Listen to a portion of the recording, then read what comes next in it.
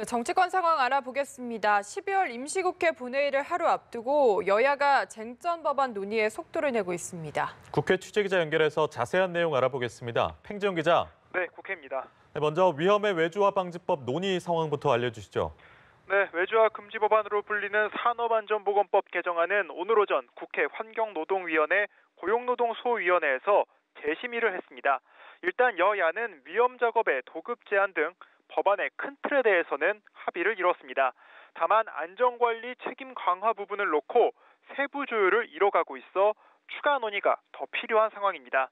소위위원장인 한국당 이미재 의원은 8대 쟁점 사안 가운데 6개 정도는 이견을 좁혔고 책임 강화, 양벌 규정 등 나머지 2개 쟁점과 관련해선 좀 더 논의하도록 했다고 설명했습니다.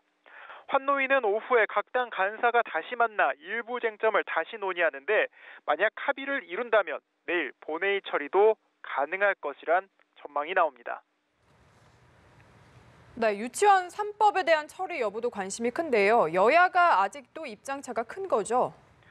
네, 유치원 3법의 경우 말씀하신 것처럼 여야가 이견을 쉽게 좁히지 못하고 있는 상황입니다.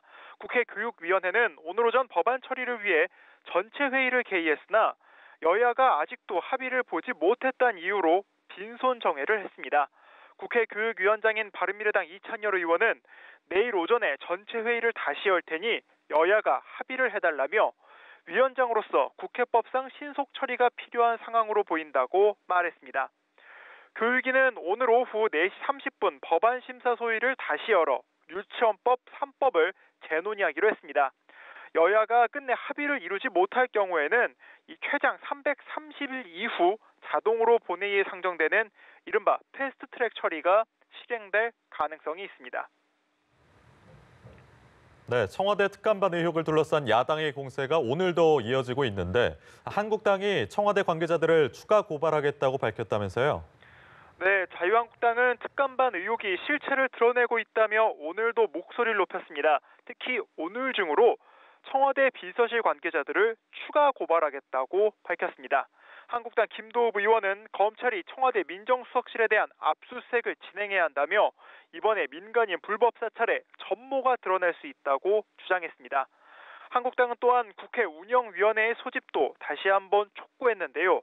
나경원 원내대표는 야당의 요구에 여당은 감싸기를 계속 이어가고 있다며 오늘 오후 4시에 여야 원내대표 회동을 추진해 국회 운영위 소집을 요구하겠다고 말했습니다. 지금까지 국회에서 전해드렸습니다.